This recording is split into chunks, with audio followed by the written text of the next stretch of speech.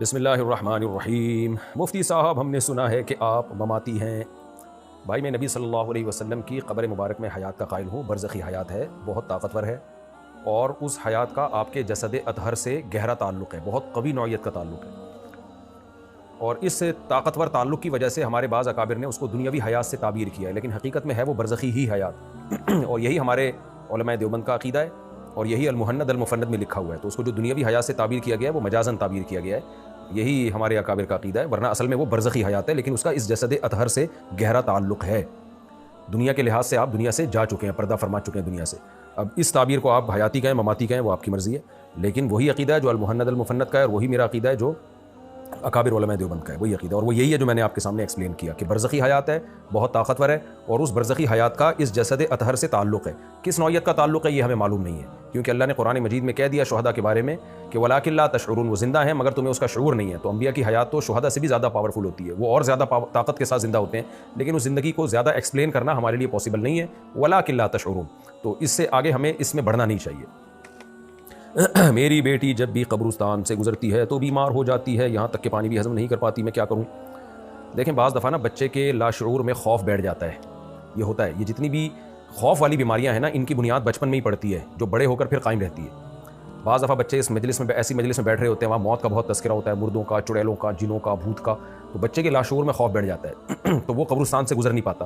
حقیقت یہ ہے کہ میں اپنے بچپن میں یہ بھگت چکا ہوں۔ ہم اسکول میں کلاس فیلوز تھے، جو کچھ دوست ہیں نا، ہمیں مردے اور یہ باتیں جن چڑیل کا کر کے بہت ڈراتے تھے۔ تو مجھے یاد ہے، مجھ میں اتنا خوف بیٹھ گیا تھا 9-10 سال کی عمر میں کہ میں کسی مردہ کو نہیں دیکھ سکتا تھا، اور میں قبرستان سے گزر نہیں سکتا تھا، میری حالت خراب ہونا شروع ہو جاتی تھی۔ لیکن اللہ نے مجھے توفیق دی، میں نے خود اس کا علاج کیا۔ مجھے بچپن میں یہ اندازہ ہو گیا تھا کہ یہ ایب نارملٹی کی طرف میں جا رہا ہوں، تو میں نے کیا کیا، اس موضوع پہ سوچنا چھوڑ دیا، کچھ وقت کے لیے قبرستان سے گزرنا چھوڑ دیا، میتوں کو، مردوں کو دیکھنا چھوڑ دیا۔ تو آہستہ آہستہ وہ سب کچھ بالکل دماغ سے جو ہے وہ نکل گیا، اور میں نارمل ہو گیا۔ اللہ کا شکر ہے، مجھے قبرستان جانے سے کچھ نہیں ہوتا، مردے بھی بہت دیکھے ہم نے تو لیکن یہ بچپن میں جو ہے نا، بچوں کو ڈرانا، جن چڑیل بھوت، آج کل مائیں ایسا کر رہی ہوتی ہیں، جن بابا آئے گا بہو بہو کر کے ان کو ڈرا رہی ہوتی ہیں، بہت ڈینجرس ہے یہ۔ بچوں کو راتوں میں بہادر بنائے، بولیں کچھ نہیں ہے، کوئی جن چڑیل بھوت نہیں ہے، چل نکل، شاباش جا یہ دکان سے فلاں چیز لے کر آ، رات کو نگرانی بھی کریں، کوئی چور ڈاکو نہ اٹک لے اس کو۔ تو بچوں کو بہادر بنانا چاہیے۔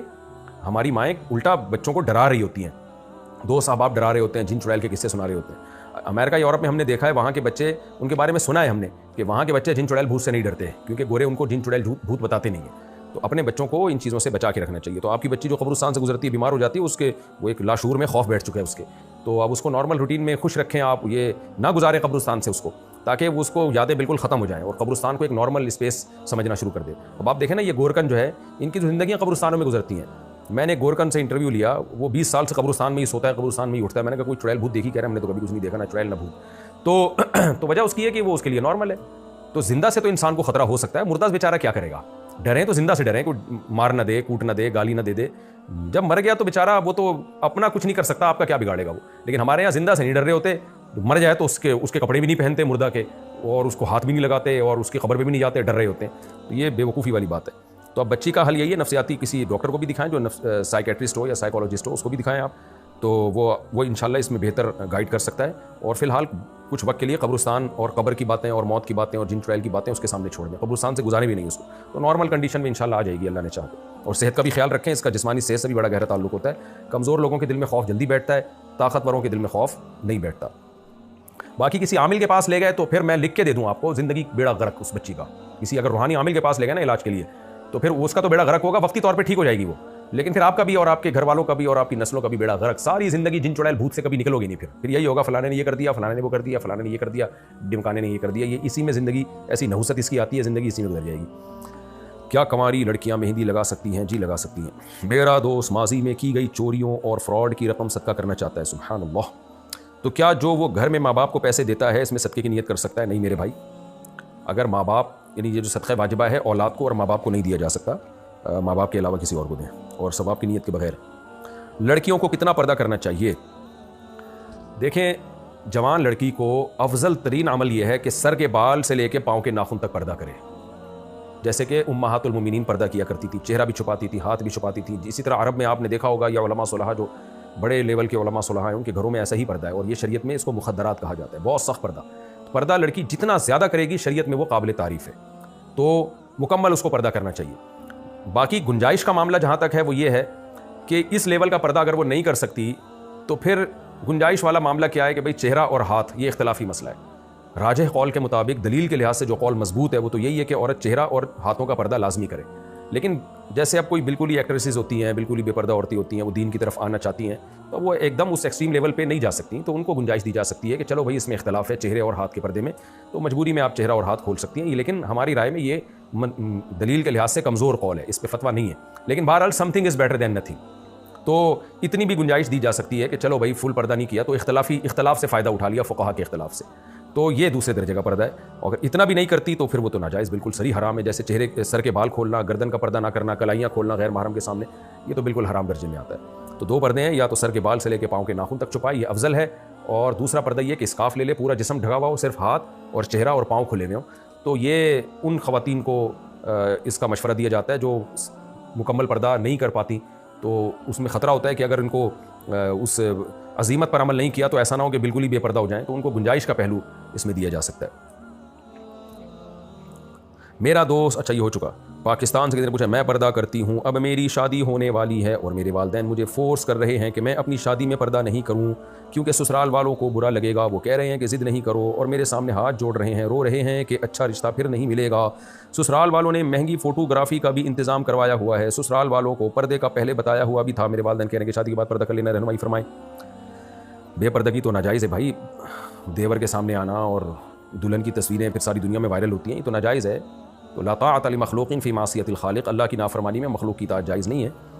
جیسے آپ کو اچھے سسرال کی ضرورت ہے تو سسرالیوں کو بھی اچھی بہو کی ضرورت ہے۔ میرا خیال ہے آپ کو عزیمت کا اظہار کرنا چاہیے، ڈٹ جانا چاہیے کہ نہیں بھائی میں پردے دار ہوں، ابھی آپ نے جو اپنا امیج دکھا دیا تو سسرال اسی طرح سے آپ کو ڈیل کرے گا، ابھی آپ ان کی باتوں میں آ کے بے پردہ ہو گئی اور شادی ہو گئی تو پھر ساری زندگی کے لیے ایک مصیبت ہی ہے۔ تو عزیمت کی بات یہی ہے کہ آپ ڈٹ جائیں پردے پہ کہ بھائی میں پردہ کروں گی، تو ان کو رشتہ کرنا ہوگا کریں گے، نہیں تو ان کو کوئی ماڈرن بہو ملے گی، پھر وہ جو ماڈرن بہو ان کے چپت لگائے گی، اور کیونکہ جو ماڈرن بہویں مارکیٹ میں آ رہی ہیں پھر ہر لحاظ سے ماڈرن ہے، وہ پھر کہیں بھی شریعت کو فالو نہیں کر رہی ہوتی، وہ کہتی ہیں جاؤ تم ساس کیا ہوتی ہے، واٹ از ساس، کوئی میرے پر خدمت لازم نہیں ہے، کوئی وہ میں ماڈرن ہوں، ماڈرن تو پھر ماڈرن ہوتے ہیں نا، میں کیا اس کی ڈیٹیل میں جاؤں، تو اس لیے آپ میرا خیال یہی ہے کہ آپ ڈٹ جائیں، اور شریعت اللہ رسول پہلے ہیں، ماں باپ اور سسرال بعد میں ہیں، آپ بدتمیزی کسی سے نہ کریں، آپ اپنی ساس کو کہہ دیں ایکسکیوز کر کے کہ دیکھیے میں آپ میرے لیے قابل احترام ہے، لیکن دیکھیے اللہ پہلے ہے اور میں آپ کی خدمت بھی کروں گی، آپ کے بیٹے کی بھی خدمت کروں گی، ایک اچھی بہو بن کے دکھاؤں گی، لیکن پلیز آپ مجھے اس میں فورس نہ کریں، مجھے پردہ کرنے دیں، تمیز سے بات کریں، دھمکیاں نہ دیں،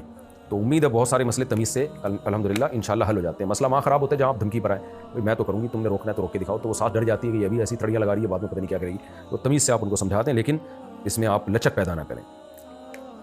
قمر بہاول نگر سے، میرے والدین میری شادی کے لیے رشتہ تلاش کر رہے ہیں، رشتہ تلاش کرتے انہیں 6-7 سال ہو گئے، باہر سے کوئی رشتہ نہیں ملا، لیکن خاندان میں بھی رشتے ہیں، لیکن وہ میری شادی خاندان میں نہیں کرنا چاہتے، لیکن میرا ذہن خاندان میں ہی بن چکا ہے، اگر میں اپنے والدین سے علیحدہ ہوتا ہوں پھر ہی میری شادی ہو سکتی ہے، ورنہ نہیں، مہربانی کر کے مجھے اس کا حل بتا دیں، کر لیں شادی۔ آپ شادی کے بعد ماں باپ سے اکثر الگ ہی ہوتے ہیں، بچے ہوتے ہیں تو سارے، اگر شادی کے بعد الگ نہ ہوتے تو آج جہاں آدم علیہ السلام کا گھر تھا نا، ہم سب وہیں رہ رہے ہوتے ہیں، تو اس بچے بڑے ہوتے ہیں، ان کی شادیاں ہوتی ہیں، الگ ہوتے ہیں، تو فطرت ہے، نیچرل ہے یہ، تو شادی میں ماں باپ اگر رکاوٹ ڈال رہے ہیں تو اس میں غلط کر رہے ہیں، وہ آج کل گناہوں کا خطرہ ہوتا ہے، لڑکیوں کی بھی گھر میں بیٹھی بیٹھی بوڑھی ہو رہی ہیں، رشتے نہیں آ رہے، اسی وجہ سے نہیں آ رہے نا کہ ماں باپ اپنے بیٹوں کی شادی نہیں کرتے، تو آپ کر لیں، کوشش کریں جہاں ماں باپ کہہ رہے ہیں وہاں کریں، نہیں مان رہے تو پھر کر کے بتا دیں ہو گئی ہے، اگر وہ الگ کرتے ہیں تو الگ رہ لیں آپ، البتہ ماں باپ سے تعلق قائم رکھیں، ان کا خرچہ پانی اٹھاتے رہیں، ان سے اخلاق سے ملتے رہیں، بس کافی یہی ہے، نکاح میں تاخیر نہ کریں۔ امریکہ سے کسی نے پوچھا ہے سعودی عرب سے 50 گرام یا 100 گرام گولڈ لے کر انڈیا میں ہم جو ہے وہ سیل کر سکتے ہیں اگر ایئرپورٹ پر کسٹم آفیسر ہم کو چیک نہ کرے اور ہمارے پاس گولڈ ہو تو کیا سامنے سے جا کر اس کو بتانا ہے کہ میرے پاس گولڈ ہے، مجھ سے ٹیکس وصول کر لو؟ کسٹم والوں کی باتیں کسٹم والوں سے پوچھیں، یا آپ انہیں سے پوچھیں، میرے بھائی یہ مسئلہ میں نہیں بتا سکتا۔ میں آپ سے پوچھنا چاہتا ہوں کہ تہجد کا کیا ٹائم ہے، کیا ہم سونے سے پہلے پڑھ سکتے ہیں؟ یہ جو کسٹم والوں کا مسئلہ ہے بڑا پیچیدہ ہے، اسمگلنگ تو ناجائز ہے کیونکہ غیر قانونی ہے، لیکن بعض اسمگلنگ کی صورتیں ایسی ہوتی ہیں گورنمنٹ خود کرنے دے رہی ہوتی ہے، وہ اوپر سے اس نے کہہ رہی ہوتی ہے انلیگل ہے، لیکن گورنمنٹ خود کہہ رہی ہوتی ہے کرو، تو یہ گورنمنٹ کا کام ہے بھائی، آپ روک لو، ناجائز کام ہے تو آپ روک لو، تو لوگوں کو آزمائش میں آپ مت ڈالیں۔ بعض دفعہ بارڈر پہ اسمگلنگ ہو رہی ہوتی ہے، گورنمنٹ کو پتہ ہوتا ہے، فوج کو پتہ ہوتا ہے، گورنمنٹ کے اداروں سے رابطہ کرو، وہ کہتے ہیں کرنے دو، ہم نے جب ہاتھ کھینچا ہوا ہے تو آپ کیوں فتوے دے رہے ہو کہ ناجائز ہے؟ تو اب گورنمنٹ ہی اس میں چشم پوشی سے کام لے رہی ہوتی ہے، پھر ہم گورنمنٹ سے کہتے ہیں بھائی جب آپ پھر لیگل کر دو، کہتے ہیں نہیں لیگل نہیں کر سکتے، وار بہت زیادہ ہونا شروع ہو جائے گی، تو کچھ قانون ایسے ہوتے ہیں گورنمنٹ نے کاغذ میں کچھ لکھے ہوئے ہوتے ہیں، عملی دنیا میں کچھ اور ہوتے ہیں، تو اس میں ہم پھر خود فتویٰ دینے کے بجائے گورنمنٹ پہ ہی ڈال دیتے ہیں کہ بھائی گورنمنٹ سے پوچھو کہ یہ لیگل ہے یا انلیگل ہے، اگر انلیگل ہے تو روکتے کیوں نہیں اس کو، اچھا بعض دفعہ یہ کہتے ہیں کہ بھائی کسٹم آفیسر رشوت لے کے چھوڑ رہا ہے, گورنمنٹ کی اجازت نہیں ہے, تو کسٹم میں جو آفیسر ہے اس کو پکڑو نا پھر, تو اوپر تک سب نے اجازت دی ہوئی ہوتی ہے. تو بہرحال اصولی طور پر تو مسئلہ یہی ہے کہ جو کام غیر قانونی ہے اس میں وہ ناجائز ہے. شریعت نے حکم دیا ہے کہ ہم جائز کاموں میں گورنمنٹ کو فالو کریں, حکومت کی نافرمانی نہ کریں.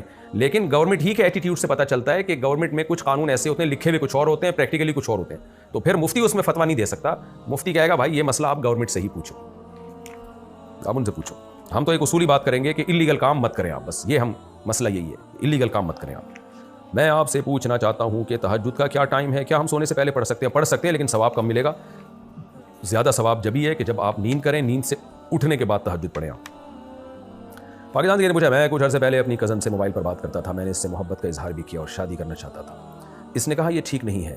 اس نے کہا میں اپنی بہن کو بتانا چاہتی ہوں کہ ہم بات کرتے ہیں, کسی کو پتہ ہونا چاہیے. اس نے جب اپنی بہن کو بتا دیا تو اس کے بعد ہماری بات چیت ہی بند ہو گئی. پھر اس لڑکی کا رشتہ کسی سے طے ہو گیا. اس نے پھر مجھ سے رابطہ کیا کہ میں اس رشتے سے راضی نہیں ہوں, لیکن میں کچھ نہیں کر سکا. میں نے اس سے معذرت کر لی. پھر ایسا معاملہ ہوا کہ رشتہ ختم ہو گیا. پھر اسی دوران مجھے اللہ نے 4 ماہ تبلیغی جماعت میں قبول کر لیا. میں نے اللہ سے دعا کی کہ میرے دل سے اس حرام محبت کو نکال دے. اللہ نے میری دعا کو قبول کیا, میرے دل سے اس کا خیال ختم ہو گیا. پھر میں نے اللہ سے اپنی شادی کے لیے دعا مانگنا شروع کی اور گھر والوں کو کہا کہ آپ میرے لیے رشتہ تلاش کریں. 1 سال سے کوشش کر رہے ہیں, 6 جگہ رشتہ دیکھا ہے, کبھی ہم کو کوئی پسند نہیں آتا, کبھی لڑکی والوں کو ہم پسند نہیں آتے. اب ایسے حالات ہیں کہ اس لڑکی کا والد فوت ہو گیا. اب سب رشتہ دار کہہ رہے ہیں کہ میں اس سے شادی کر لوں. میرے والدین مجھے کہہ رہے ہیں کہ تمہاری مرضی ہے مفتی صاحب, آپ کی کیا رائے ہے؟ بھائی پورا خط لکھ دیا آپ نے, اس سے مسئلے پوچھا کرو, رائے نہ پوچھا کرو, مجھے کیا پتا. ہاں آج کل کزن میرج کا بڑا مذاق اڑایا جا رہا ہے. کہ ہندو لڑکی کا ایک کلپ نظر سے گزرا, وہ کہہ رہی ہے مسلمان لوگ پہلے وہ لڑکیاں اپنے کزنوں کو بھائی بولتی ہیں, پھر ان سے شادی کر لیتی ہیں.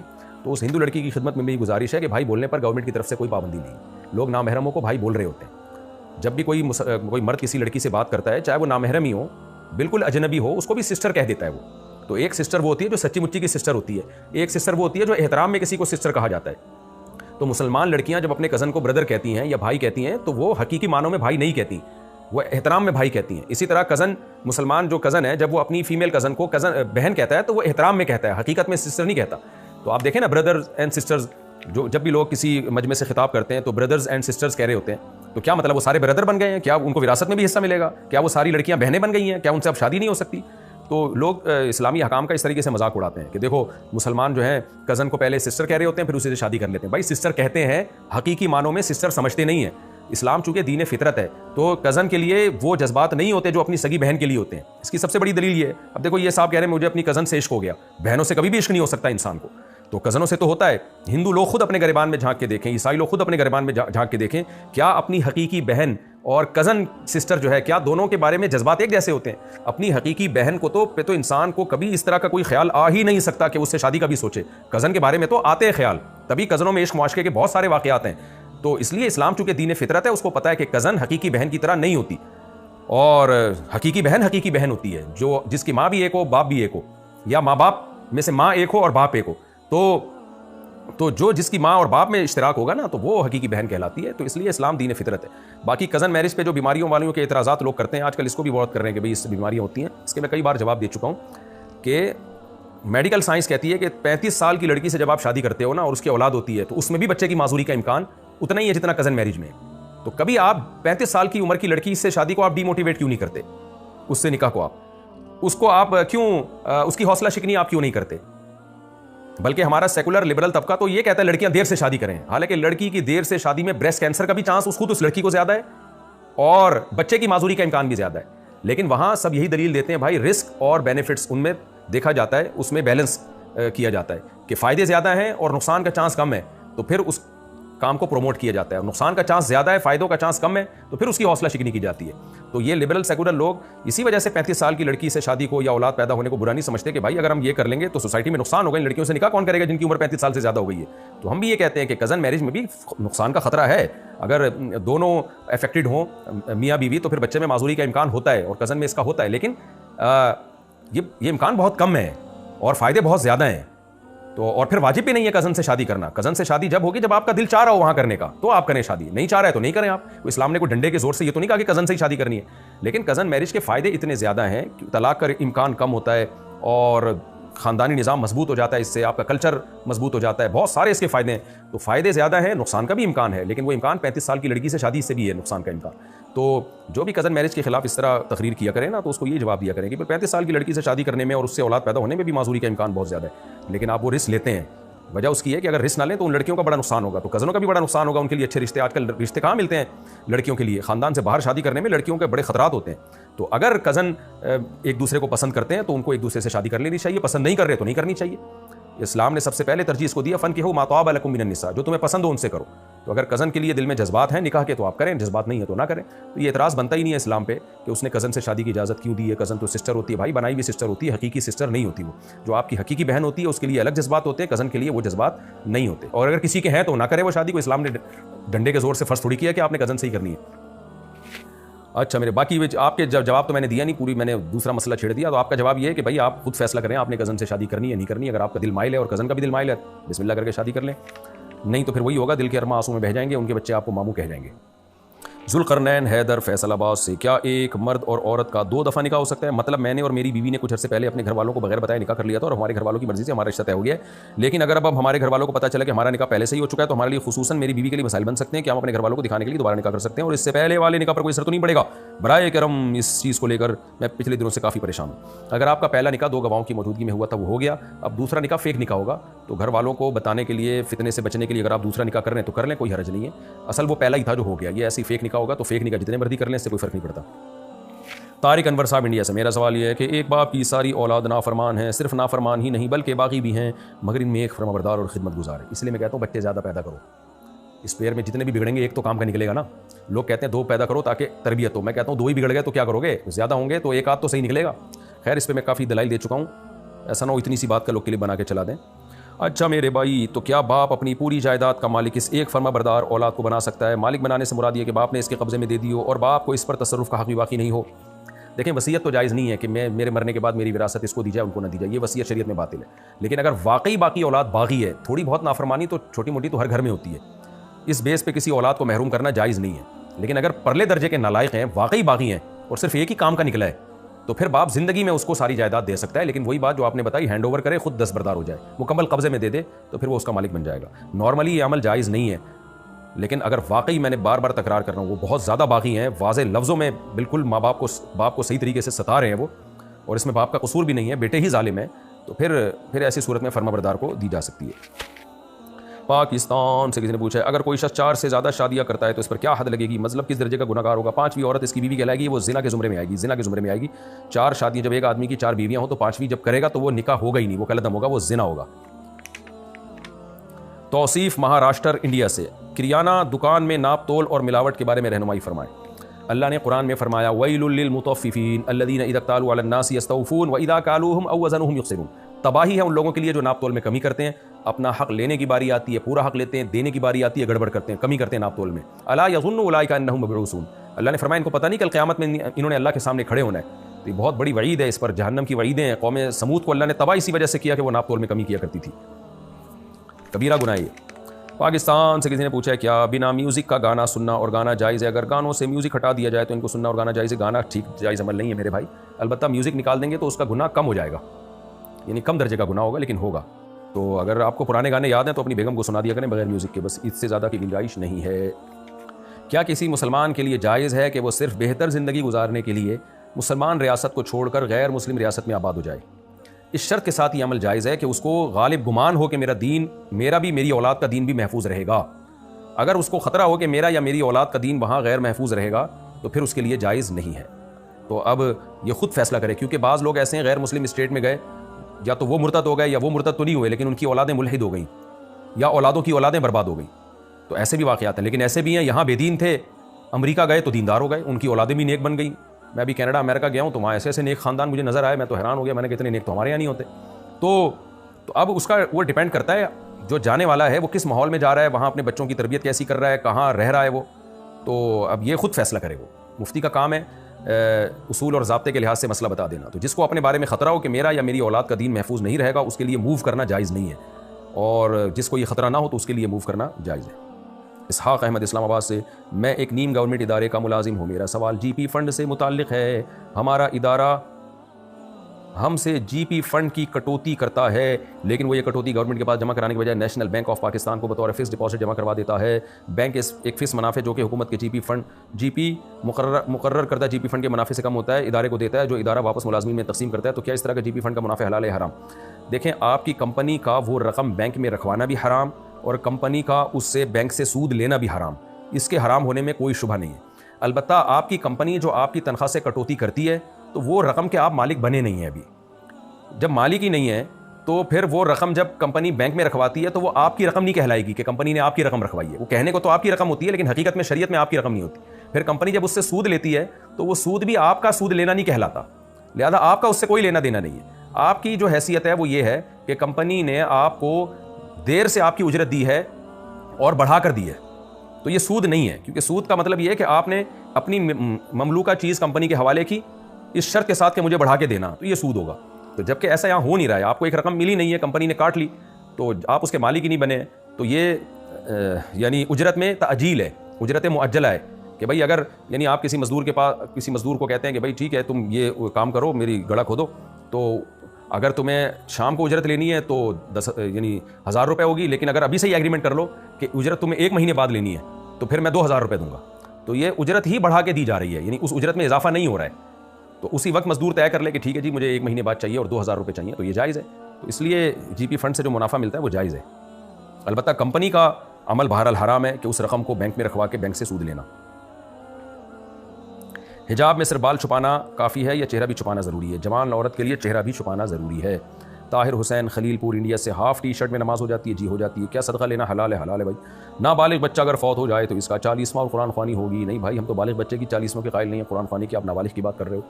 تو نابالغ بچہ جب فوت ہو جائے تو بس اس کے لیے یہ دعا ہوگی کہ اللہ تعالیٰ اس کو قیامت کے دن ماں باپ کے لیے سفارشی بنائے، کیونکہ نابالغ بچے کے گناہ نہیں ہوتے، لہذا اس کے لیے مغفرت کی دعا بھی نہیں ہوتی، اس کے تو گناہ ہی نہیں ہے۔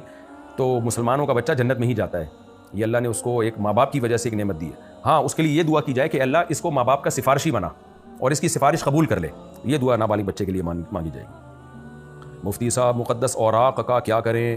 مقدس اوراق کو یا تو دفن کر دیں یا ان کو جلا کے اس کی راکھ کو دفن کر دیں، لیکن ایک بات کا خیال کریں، جب آپ جلائیں گے تو کوئی توہین قرآن کا فتویٰ نہ لگا دے آپ کے اوپر، تو اس زمانے میں احتیاط ضروری ہے۔ بعض دفعہ قرآن جلایا جاتا ہے توہین کی نیت سے، بعض دفعہ جلایا جاتا ہے توہین سے بچانے کی نیت سے، تو اب آپ کی نیت تو قرآن کو توہین سے بچانے کی ہوگی کہ وہ اوراق پاؤں میں نہ آئیں، لیکن اب لوگ کچھ اور نہ بنا کے کھڑا کر دیں مسئلہ، تو پھر آپ بڑے مسائل میں آ سکتے ہیں۔ تو اس لیے بہتر یہی ہے کہ یا تو کہیں سمندر میں بہا دیں مقدس اوراق کو یا اس کو زمین میں دفن کر دیں تاکہ کسی کے پاؤں میں نہ آئے۔ آپ نے ایک بیان میں کہا بچوں کو دبا کے سونے دو اور اسکول مت بھیجو۔ اب میرا بچہ کہہ رہا ہے آپ مفتی صاحب کے بیانات پسند کرتی ہیں تو ان کی بات مانے، میں اسکول نہیں جاؤں گا، دبا کر سوؤں گا۔ بالکل صحیح کہا۔ اس کا طریقہ یہ ہے کہ رات کو جلدی سنا دیں تاکہ دبا کے جتنا بھی سو جائے صبح اٹھ جائے وہ، کیونکہ سونے کی بھی ایک انتہا ہوتی ہے، 8 گھنٹے سوئے گا، 10 گھنٹے سوئے گا، اس کے بعد تو اس کا باپ بھی یعنی خود بھی اٹھے گا وہ۔ تو اس لیے یہ جو بچے نے کہا ہے نا کہ دبا کے سونے دیں، تو اس کا مطلب یہ نہیں ہے کہ اسکول نہ بھیجیں، اس کا مطلب یہ ہے کہ رات کو جلدی سلا دیں۔ اب ماں باپ کر کیا رہے ہوتے ہیں کہ بچہ رات کو جلدی بھی نہیں سوتا اور پھر صبح اسکول جانے کے لیے جلدی اٹھ جاتا ہے، اس کی نیند پوری نہیں ہوتی، بہت دماغ خراب ہوتا ہے بچے کا، کمزور ہونا شروع ہو جاتا ہے۔ اکثر آپ نے دیکھا ہوگا بچے اسکول جو جانے والے بچوں کی صحتیں خراب ہوتی ہیں، چھٹیوں میں ان کی صحتیں ٹھیک ہو جاتی ہیں، کیونکہ بچے کے لیے زیادہ نیند بہت ضروری ہے۔ تو اس لیے ماں باپ کو چاہیے اسکول سے زیادہ نیند کو فوکس کریں، پہلے اس کی جسمانی گروتھ ہونے دیں، پھر وہ آگے اس کو علم کا راستہ پورا پڑا ہوا ہے، ابھی صحت ہی خراب ہو گئی بیچارے کی تو کیا پڑھے گا وہ آگے جا کے، پھر چڑچڑا ہو جاتا ہے بچہ۔ تو میرا مقصد یہ نہیں کہ اسکول سے نکال دیں، میرا مقصد ہے اس کی نیند کو پورا کرنے دیں۔ اگر آپ رات کو بچے کو جلدی نہیں سلا سکتے تو پھر اسکول چھڑوا دیں، اس سے آپ ٹیوٹر لگوا دیں کوئی گھر میں۔ اگر اسکول پڑھانا ہے تو پھر رات کو جلدی سنائیں، عشاء کے فوراً بعد بچے کو سلا دیں تاکہ وہ دبا کے گہری نیند سوئے، تو عشاء کے فوراً بعد سوئے گا تو پھر فجر تک بہت اچھی نیند ہو چکی ہوتی ہے، پھر بھی کم وقت کی نیند پوری نہیں ہوئی تو پھر کچھ اور مسئلہ ہے اس کے ساتھ۔ مفتی صاحب، اگر کسی لڑکی کی چھوٹی عمر میں کسی لڑکی کو چھوٹی عمر میں کوئی بیماری لگ جائے تو اسے شادی کرنی چاہیے کہ نہیں کرنی چاہیے؟ کرنی چاہیے، بتا کے کرنی چاہیے، بھائی بچی میں یہ خرابی ہے تو کر لیں۔ موبائل میں قرآن مجید ڈاؤن لوڈ کر کے تلاوت کر سکتے ہیں یا نہیں؟ بالکل کر سکتے ہیں۔ فواد علی مردان کے پی کے سے، غائبانہ نماز جنازہ کیسی ہے؟ کیا غائبانہ نماز جنازہ احادیث سے ثابت ہے؟ اس کے بارے میں ذرا تفصیل سے بتائیں۔ نبی صلی اللہ علیہ وسلم نے صرف نجاشی کی غائبانہ نماز جنازہ پڑھی، اور روایت میں حضرت ام کلثوم کا بھی ملتا ہے ہمیں۔ تو نبی صلی اللہ علیہ وسلم کے دور میں یہ معمول نہیں تھا غائبانہ نماز جنازہ کا، اور صحابہ نے تو پڑھی نہیں ہے۔ لو کان خیرن ما سبقونا الیہ، مشرکین کہا کرتے تھے، کوئی خیر کا کام ہوتا تو صحابہ نہ کرتے، یہ مشرکین کا نظریہ۔ ہمارا نظریہ لو کان خیرن لسبقونا الیہ، اگر یہ خیر کا کام ہوتا تو صحابہ کرتے۔ تو ہم نہیں دیکھتے کہ صحابہ نے کسی کی غائبانہ نماز جنازہ پڑھائی ہو، اور نبی نے بھی صرف نجاشی کی پڑھائی ہے، اور اس کے بارے میں روایات میں ملتا ہے کہ بعض روایات میں ہے کہ اس کا جنازہ معجزاتی طور پر اللہ کے نبی کے سامنے کر دیا گیا تھا۔ تو اس لیے اس بارے میں احناف کا موقف بہت مضبوط ہے، وہ یہی ہے کہ یہ نبی کی خاصیت تھی اور نجاشی کی خاصیت تھی، ورنہ غزوہ احد میں کتنے صحابہ روم سے جب حضرت خالد بن ولید کی لڑائی ہو رہی تھی تو وہاں کتنے صحابہ شہید ہوئے، ان کی غائبانہ نماز جنازہ نبی نے نہیں پڑھائی، اور بہت سارے لوگ کہاں کہاں شہید ہوئے جو بہت بڑے مقام والے تھے، لیکن نبی نے ان کی غائبانہ نماز جنازہ نہیں پڑھائی۔ تو اس لیے اس بارے میں یہی ہے کہ جنازہ سامنے ہوگا تو آپ پڑھیں گے، نہیں ہوگا تو نہیں پڑھیں گے۔ نبی کا عام معمول یہی تھا، صحابہ کا معمول یہی تھا۔ البتہ بعض ائمہ اس کے قائل ہیں کہ غائبانہ نماز جنازہ جائز ہے، تو اگر کوئی فقہ شافعی کو فالو کرتا ہے تو وہ پھر اس کا مسئلہ ہے، وہ کہتا ہے، وہ پھر تحقیق کر نہیں رہا، وہ تو کہہ رہا ہے بھائی امام شافعی بہت بڑے مجتہد تھے، میں ان کی رائے کو فالو کر رہا ہوں۔ لیکن اگر آپ تحقیق کر رہے ہو تو پھر تحقیق کی دنیا میں تو یہی بات راجع ہے کہ یہ جیسے آج کل لوگ پڑھا رہے ہیں فلاں فلاں علاقے میں شہید ہو گیا، چلو یہ غائبانہ نماز جنازہ، تو بھائی صحابہ کیوں نہیں کر، صحابہ کے دور میں تو کہاں کہاں لوگ شہید ہوئے ہیں، کیوں نہیں صحابہ نے پڑھائی ہے غائبانہ نماز جنازہ؟ تو اس سے صاف پتہ چلتا ہے یہ نبی کی خاصیت تھی۔ پاکستان سے کسی نے پوچھا، ہماری ایک بہن ہیں جو بیرون ملک میں ہیں، ان کے چڑچڑے مزاج، بلا وجہ کی روک ٹوک اور حسد کی عادت کی وجہ سے ہم بہنیں، خاص طور پر میں بہت پریشان ہوں۔ ان کے لیے دل سے بد دعائیں نکلتی ہیں، دل سے دعائیں تو سنا ہے، بد دعائیں پہلی دفعہ سن رہا ہوں میں، مگر میں زبان پہ نہیں لاتی کیونکہ مجھے صلہ رحمی کی اہمیت بھی معلوم ہے۔ تو ایسی صورت میں ان کے ساتھ کیسا معاملہ رکھوں؟ ماشاءاللہ آپ زبان سے بد دعا نہیں کرتی، صبر کرتی ہو، یہ صلہ رحمی کا اللہ آپ کو بہترین بدلہ دے گا۔ باقی اگر کوئی بہن بہت زیادہ حسد میں ہے اور چڑچڑا مزاج ہے تو زیادہ تعلق نہ رکھیں آپ ان سے، آپ اپنے گھر بار میں مشغول رہیں، کبھی کبھار ہیلو ہائی کر لیا، جہاں دیکھا موڈ آف ہونے لگا لائن کاٹ دیا آپ نے، تو اس طرح سے ہنسی خوشی زندگی گزاریں، زیادہ فری نہ ہوں ان کے ساتھ۔ جنید خان لاہور سے، میرا مسئلہ یہ ہے کہ بھائی کی گھر والی یعنی بھابھی سے میں بلا ضرورت بات نہیں کرتا، مگر یہ بات گھر والے نہیں سمجھتے اور میری بات نہیں مانتے۔ مفتی صاحب آپ ہی مجھ پر یہ احسان کریں کہ ان کو سمجھا دیں، میں آپ کا بہت بڑا فین ہوں، انشاءاللہ یہ خواب ایک دن پورا ہو جائے گا کہ میں آپ سے ملوں، آمین۔ جنید خان لاہور سے، انشاءاللہ ضرور ملیں گے ہم آپ سے۔ باقی دیکھو بھائی، بھابھی، جوان بھابھی سے بلا تکلف یعنی بات کرنا، گپ شپ، ہنسی مذاق، یہ جائز نہیں ہے۔ بھابھی اور دیور کا شریعت میں پردہ ہے، کوئی ضرورت سے بات کرنی ہو یا سفر سے آئے ہوں تو سلام دعا کی حد تک ٹھیک ہے پردے میں، لیکن بے تکلف ہونا ٹھیک نہیں ہے۔ تو اگر آپ بلا ضرورت بات نہیں کرتے تو بہت اچھی بات ہے، گھر والے اگر اصرار کر رہے ہیں تو غلط کر رہے ہیں، وہ گناہ گار ہوں گے۔ لا طاعۃ لمخلوق فی معصیۃ الخالق، اللہ کی نافرمانی میں مخلوق کی اطاعت جائز نہیں ہے۔ مفتی صاحب کسی ایسی کتاب کا بتا دیں جس میں صحابہ کے واقعات ہو۔ حیات الصحابہ بہترین کتاب ہے جس میں صحابہ کے واقعات ہیں۔ Waseem Rawalpindi, national bank of Pakistan. اچھا، وسیم راولپنڈی نے یہ مسئلہ پوچھا ہے، میں نے کہا پورا ہی بینک کا نام ہی ایسا ہو گیا وسیم راولپنڈی۔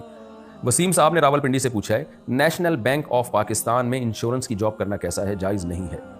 مسز طارق شاہ کراچی سے، میرے شوہر نے مجھے مذاق میں 2 دفعہ کہا ہے کہ جا میں نے تجھے آزاد کیا، جس سے چاہو شادی کر لو، میں ان کے ساتھ نہیں رہنا چاہتی، مگر وہ کہہ رہے ہیں میری بالکل بھی نیت طلاق کی نہیں تھی۔ کیا طلاق ہو چکی ہے؟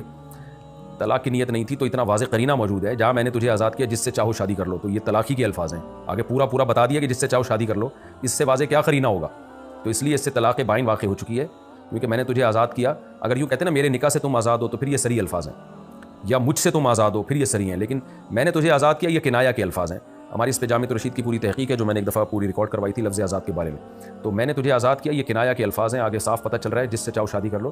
تو یہ 2 دفعہ کنایا طلاق دی ہے، تو کنایا سے لاحق نہیں ہوتی، لہذا یہ ایک طلاق بائن واقع ہوئی ہے، تو ایک طلاق ہو چکی ہے، بائن ہے۔ بائن کا مطلب ہے دوبارہ نکاح کریں گے آپ تو رہ سکتے ہیں، اور عدت کے بعد آپ جہاں چاہے شادی کر سکتی ہیں۔ اگر شوہر کے ساتھ ہی رہنا چاہیں تو عدت کے اندر بھی اپنے شوہر سے دوبارہ نکاح ہو سکتا ہے، تو آپ کو چاہیے نکاح کی تجدید کر لیں، اور اگر آپ نہیں رہنا چاہتی تو عدت کے بعد پھر کہیں اور شادی کریں۔ بیوی کا شوہر سے کوئی پردہ زندگی میں نہیں ہے تو شوہر بیوی کے مرنے کے بعد اس کو غسل کیوں نہیں دے سکتا؟ یہ اختلافی مسئلہ ہے، بیوی شوہر کو مرنے کے بعد دیکھ سکتی ہے، غسل دے سکتی ہے کہ نہیں دے سکتی، اس میں ائمہ مجتہدین کا اختلاف ہے، کیونکہ اس میں دونوں طرف دلائل ہیں۔ تو پہلے میں JTR پہ دلائل ریکارڈ کروا چکا ہوں، دوبارہ موقع ملا تو دوبارہ کروا دوں گا، چونکہ یہاں تو اسپیڈ کے ساتھ میں مسائل کا جواب دیتا ہوں، تو یہ مسئلہ میں مدلل انشاءاللہ کسی وقت ریکارڈ کروا دوں گا۔ تو احتیاط اسی میں ہے کہ مسئلہ اختلافی ہے تو غسل نہ دیں، اس سے کیا جا رہا ہے، غسل بہت سے لوگ ہیں غسل دینے کے لیے۔ اگر کوئی شخص صدقہ کی نیت کرے لیکن پھر بھی ادا نہیں کرے تو کیا ہوگا؟ نیت کرنے سے صدقہ کرنا فرض نہیں ہو جاتا، زبان سے منت مانے گا تو فرض ہو جائے گا، تو اس لیے نیت کرے نہ کرے تو بس یہی ہے کہ نیکی کی نیت کی، حدیث میں آتا ہے کوئی نیکی کی نیت کرے پھر نہ بھی کرے نا وہ نیکی تو بھی ایک ثواب نیت کا اس کو مل جاتا ہے، لیکن بہتر ہے کہ کر لے جب نیت کی ہے۔ کیا یوٹیوب چینل پر تھم نیل میں اپنی تصویر کو فوٹو شاپ سے خوبصورت بنانا جائز ہے، جبکہ ایسی شکل ہماری زندگی میں نہیں ہوتی ہے؟ دھوکہ ہے، لوگ سمجھیں گے اتنا حسین جمیل حقیقت میں نہ ہو، تو غیر اخلاقی حرکت ہے، اس لیے یہ کام نہیں کرنا چاہیے۔ میں یہ نہیں کہہ رہا کہ ناجائز ہے، حرام ہے، ناجائز کی تو کوئی دلیل ہو، ہاں دھوکہ اگر لوگوں کو ہو رہا ہے پھر تو ناجائز ہے بالکل، جیسے رشتے والے بھیج رہے ہوتے ہیں ایسا ایڈیٹنگ کر کے کہ لڑکا ایسا لگ رہا ہوتا ہے بھی 18 سال کا ہے، ہوتا وہ 75 سال کا ہے، تو یا لڑکی ایسی ایڈیٹنگ کر کے لڑکے والوں کو تصویریں دکھا دے کہ وہ بندہ سمجھے کہ پتہ نہیں کیا ہے یہ، تو جہاں دھوکہ ہوگا وہاں تو بالکل حرام ہے، جہاں دھوکہ نہیں ہے تو وہاں بہت زیادہ غیر اخلاقی حرکت ہے جس سے بچنا لازم ہے۔ اگر شادی شدہ عورت 40 دن میں بھی ایک دفعہ، اچھا بھائی دیکھو یہ حیا کے خلاف مسائل جو ہے نا یہ اس چینل پہ نہ پوچھا کرو. مرد پر لازم ہے کہ کم سے کم 4 مہینے میں بیوی سے ایک دفعہ وہ لازمی ہم بستری کرے. تو اگر وہ 4 مہینے میں ایک دفعہ بھی نہیں کرتا تو پھر جو ہے وہ دیانتاً ذمہ دار ہوگا. اس بات کا خطرہ ہے کہ وہ گناہ گار ہو, کیونکہ حضرت عمر رضی اللہ تعالیٰ عنہ نے قانون بنایا تھا کہ 4 مہینے سے زیادہ کوئی بیوی سے دور نہ رہے. تو کم سے کم اتنا ہے لازمی. تو اس سے زیادہ بھی اگر کوئی مرد بیوی کے قریب نہیں آ رہا تو پھر وہ ظالم کہلائے گا شریعت کی نظر میں. حج کے دوران باقی ہر عورت اور ہر مرد کے حالات مختلف ہوتے ہیں. بعض عورتوں میں خواہش زیادہ ہوتی ہے, بعض میں کم ہوتی ہے. یہ نیچرل ہے, اس کا کوئی اس سے تعلق نہیں ہے کہ عورت کوئی بری ہے. بعض دفعہ عورت میں یہ خواہش نفس بہت زیادہ ہوتی ہے, اس کی ریکوائرمنٹ بہت زیادہ ہوتی ہے, تو لوگ پھر مرد اس بیوی کو برا سمجھنا شروع کر دیتے ہیں, حالانکہ اس کا برائی اور اچھائی سے تعلق نہیں ہے. جیسے مردوں میں صحت کے لحاظ سے اور ان کے جو مینٹل ہیلتھ ہے اس کے لحاظ سے مردوں میں فرق ہوتا ہے, کسی میں خواہش بہت زیادہ ہوتی ہے, کسی میں کم ہوتی ہے. تو اس طرح خواتین میں بھی ہوتی ہے. بہت سی پاک دامن عورتیں ہوتی ہیں لیکن انہیں ڈیزائرز بہت زیادہ ہوتی ہیں. تو یہ سب کی الگ الگ اللہ نے فطرت بنائی ہے. تو میاں بیوی اس کو ایک دوسرے کو بہتر سمجھ سکتے ہیں کہ کس کی کیا ڈیزائرز ہیں. بہرحال اگر مرد میں عورت کی ڈیزائرز پوری کرنے کی طاقت نہیں, عورت میں بہت زیادہ ڈیزائرز ہیں, مرد میں کم ہے, تو ایسی صورت میں عورت پھر مرد سے طلاق مانگ سکتی ہے کہ بھئی میں سیٹسفائی نہیں ہو پا رہی ہوں اور میری ریکوائرمنٹ زیادہ ہے. تو مرد اگر طلاق دے دے تو اچھی بات ہے, نہیں دے تو پھر عورت کو چاہیے اسی کے ساتھ گزارا کرے. ہاں اگر 4 مہینے تک بھی مرد بیوی کے پاس نہیں آتا ہے تو پھر مرد پر لازم ہے کہ عورت کے مطالبے پر اس کو وہ چھوڑ دے, کیونکہ پھر تو جوان عورت کو بہرحال گناہ کا خطرہ ہے.